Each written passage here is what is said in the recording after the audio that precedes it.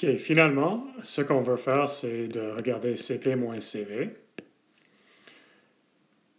Pour arriver à une expression, on aura besoin de alpha qui est défini comme ça. On appelle ça le coefficient d'expansion.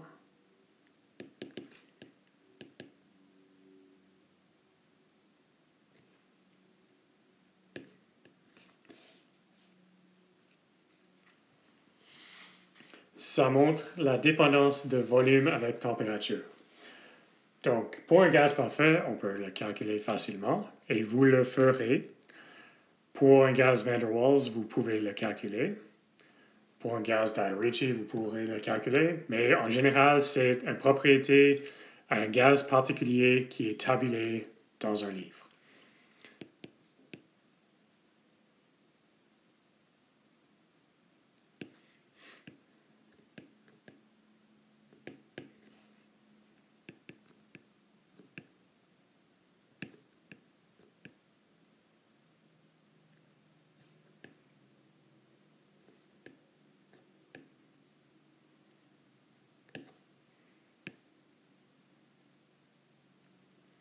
Donc, on peut le calculer pour un modèle particulier. Et là, parfait, van der Waals, Dioichi.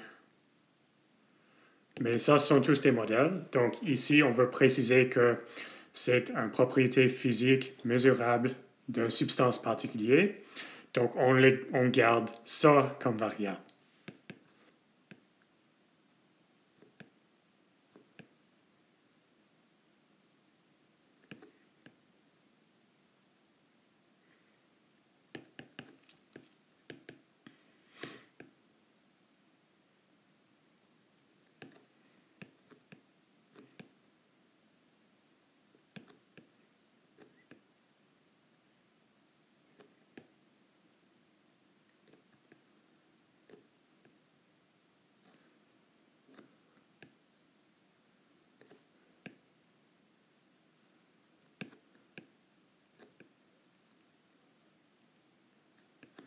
Donc, je ne sais pas si c'est encore le cas. Quand j'étais au premier cycle, il n'y a pas trop long, il fallait utiliser des livres de 1000 pages, de gros tableaux de résultats expérimentaux, par exemple alpha, kappa T, etc.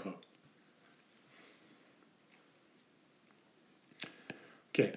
Kappa T, qui est moins 1 sur V des VDP à T constant. La compressibilité isotherme.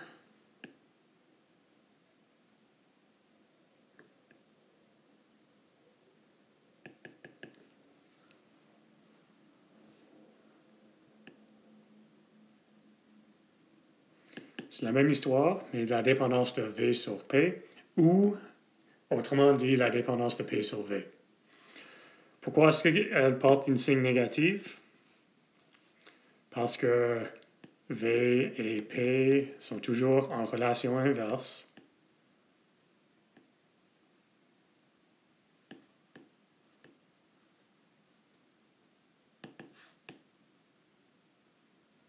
Donc, les valeurs numériques de kappa T seront positives.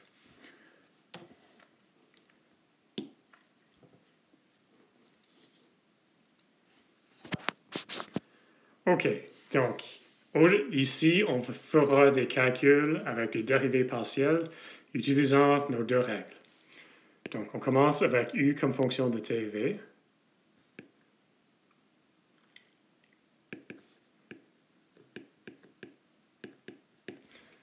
OK, c'est quoi son différentiel total? C'est le dérivé avec T, V constant dt, plus dérivé avec V, T constant dV. Ces dérivés ont des noms particuliers qu'on sait. Donc, ça, c'est ça.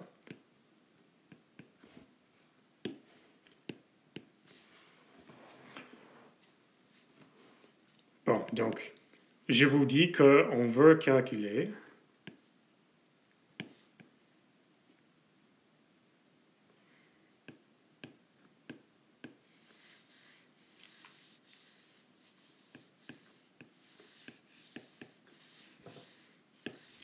Pourquoi? Parce que ça sera pertinent plus tard. Bon, donc, qu'est-ce qu'on fait? On commence ici. On divise les deux côtés par dt, puis on tient p comme constant. Bon, donc, on divise les deux côtés par dt, pardon. Puis on traite p comme constante. Donc, on a cv. On a dt divisé par dt, ça devient unité, plus pt, dv, dt, p constante. Donc, du dt à p constante, c'est cv plus pt, dv, dt, p constante. On veut une expression à alpha qui est définie comme ça. Donc, si on multiplie et divise par v, ça devient alpha. Donc, on a cv plus alpha v pi t.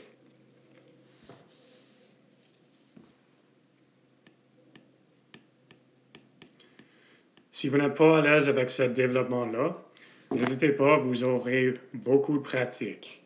Les exercices de cette semaine ont tous les cas possibles.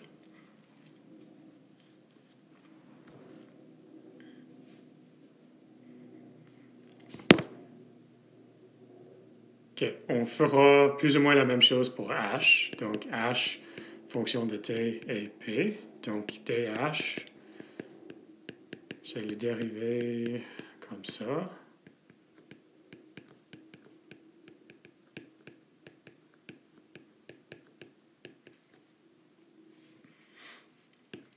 Puis, disons qu'on veut calculer ça.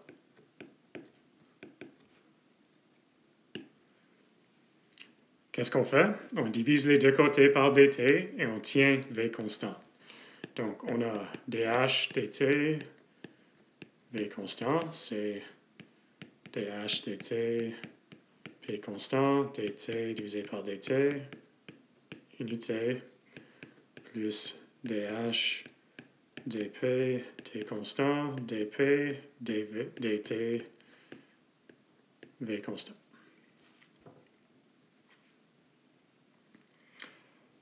Bon, donc on veut une expression finale qui implique soit alpha qui est ça, ou kappa t qui est moins 1 sur v.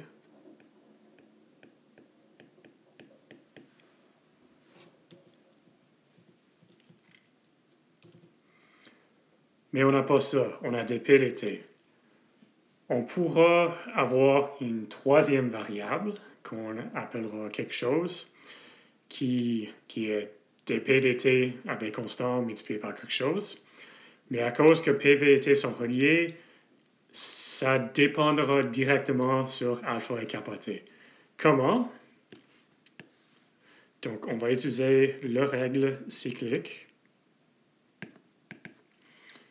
Donc, dp, ça c'est le premier exemple et vous le ferez plusieurs fois. Donc, ptv, tvp, vpt est égal à moins 1. Donc, on isole ça. Ça nous donne dp, dt, avec constant, c'est moins 1 sur dt, dv, p constant, dv, dp, t constant. Kappa t a dv sur dp, mais alpha a dv sur dt, donc on veut mettre le dv dans le numérateur. On peut le faire avec l'autre règle.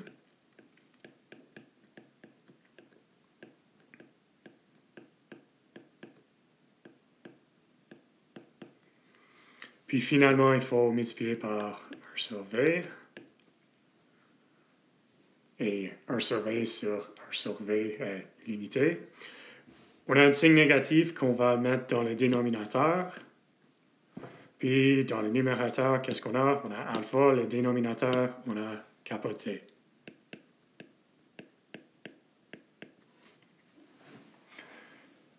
Bon, Donc, finalement,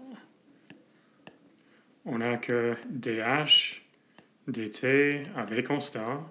C'est ça qu'on voit la définition de Cp fois 1, plus dH dp à t constant qu'on sait mu t, fois dp dt avec constant qu'on vient de montrer est alpha sur kappa t.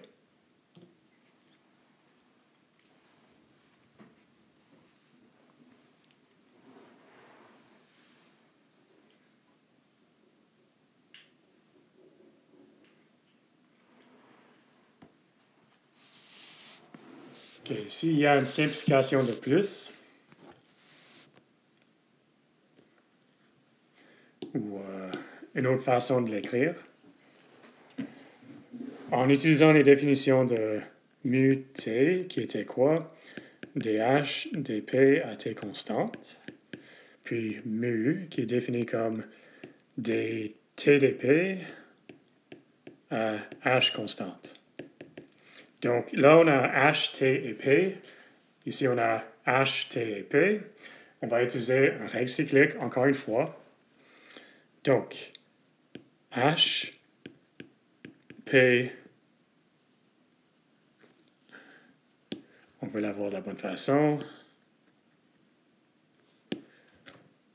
Bon, on commence avec mu t. T, p, h. P, h, t, h, t, p est égal à moins 1.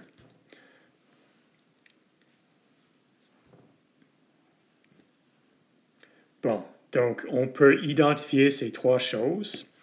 C'est quoi ça? Ça, c'est mu. dp dh à t constant, c'est 1 sur mu t. Puis dH dt à p constant, on sait, c'est la définition de Cp.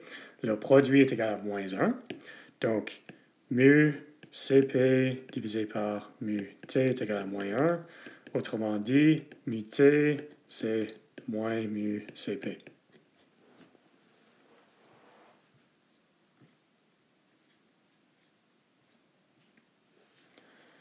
OK, pourquoi est-ce qu'on a fait ça? Parce que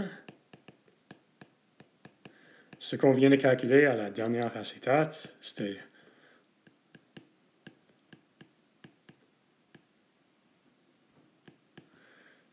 là, on peut écrire mu t comme fonction de Cp, puis on a une autre fonction de Cp et on peut factoriser.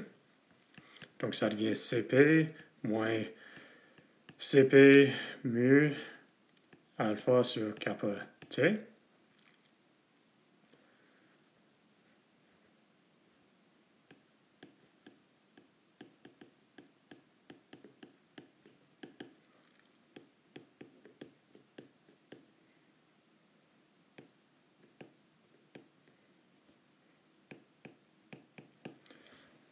Donc, ça c'est une expression finale avec seulement des variables qu'on peut tabuler et mesurer. Cp, alpha, mu et kappa t sont tous des choses mesurables que vous trouviez soit dans un article, soit dans un gros livre de référence. Bon, donc ça c'était 2 ou 3 exemples particuliers. Maintenant, on va faire des calculs précis pour regardant vers Cp moins Cv. Bon, donc on aura besoin de du dv à p constant, je pense.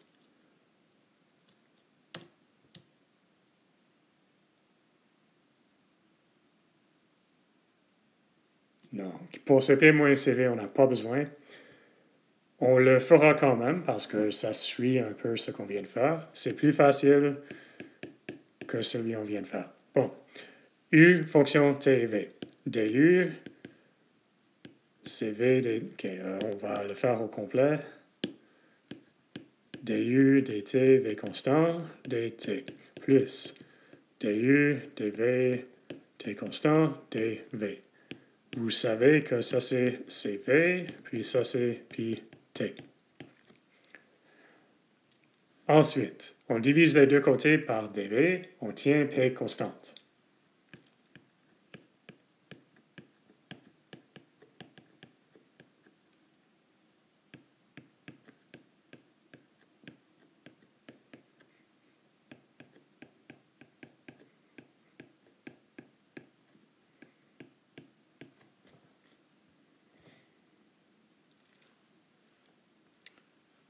Bon, donc deux côtés, je vais dire c'était quoi alpha. Donc, on n'a pas ça, on a ça. Donc, vous pouvez réarranger assez facilement.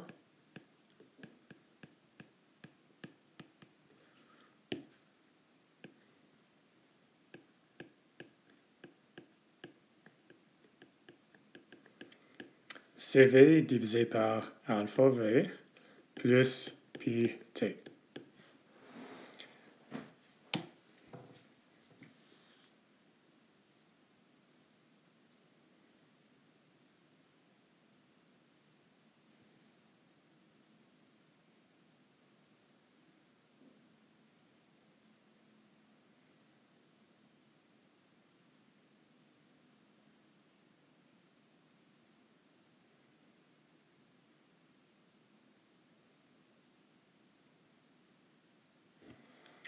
Bon, CP moins CV. OK, CP, c'était quoi? Définition dH dt à P constante. CV, c'était quoi? du dt V constante.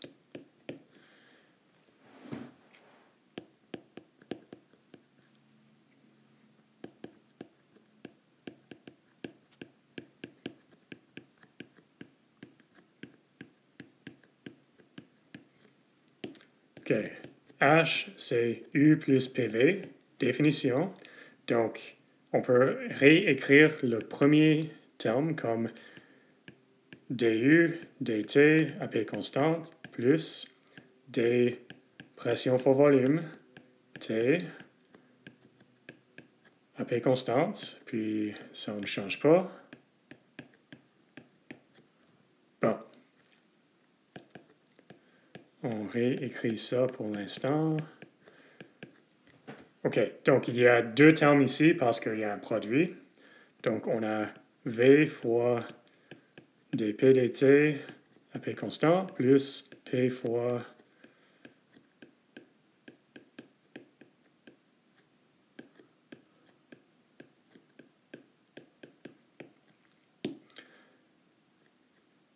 ici on prend un dérivé avec P, mais P est constant. 0. du dt à P constant, on l'a vu aujourd'hui. C'était quoi? Rappelez-vous, c'est pas besoin de le mémoriser. On l'a fait aujourd'hui.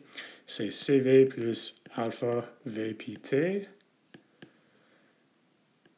C'est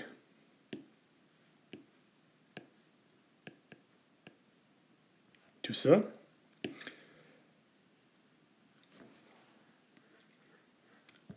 P fois dv dt à P constant. Donc, alpha, c'est 1 sur V. Donc, alpha fois V, c'est ça.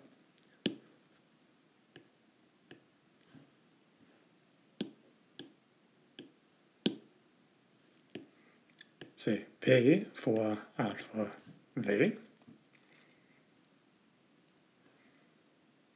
Moins ça qui est CV.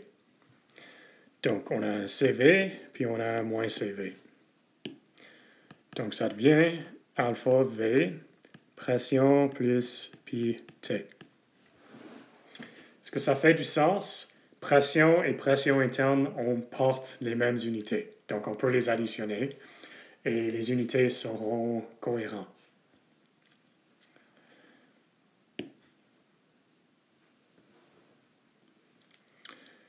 Les deux contributions ont des interprétations physiques.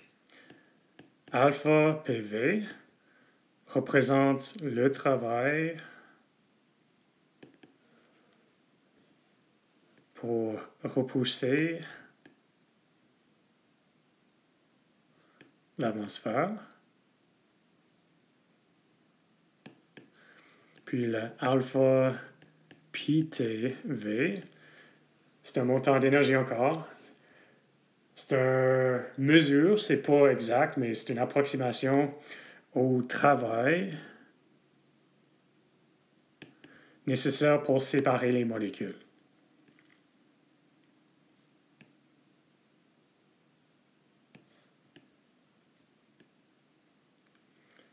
Pourquoi est-ce qu'il faut donner de l'énergie en forme de travail? Si les molécules sont collées ensemble, il y a une interaction entre eux, il faut mettre de l'énergie dans le système pour les séparer. Comment? En forme de travail. Bon, donc pour l'instant, on n'a que Cp moins Cv est égal à alpha V P plus pi T.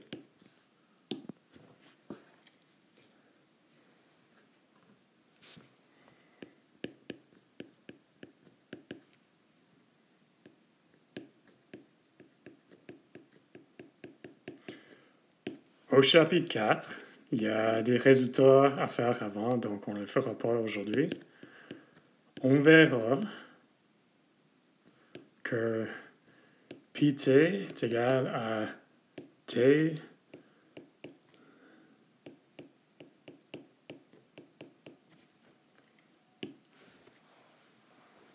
donc ça c'est un résultat qu'on amène du futur et on le met dans notre expression.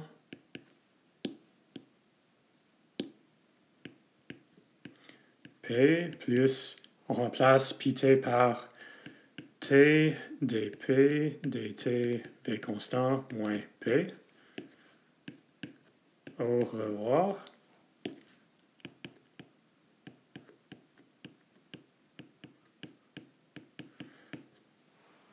OK. dP dt avec constant, ce n'est pas un de nos variables préférées. On l'a déjà vu aujourd'hui. C'était quoi? C'était alpha sur kappa t.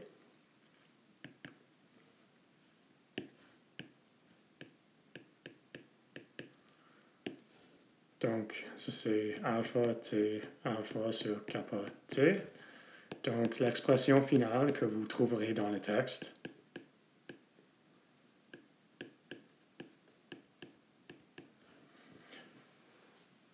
Donc, ça c'est l'expression finale pour aujourd'hui.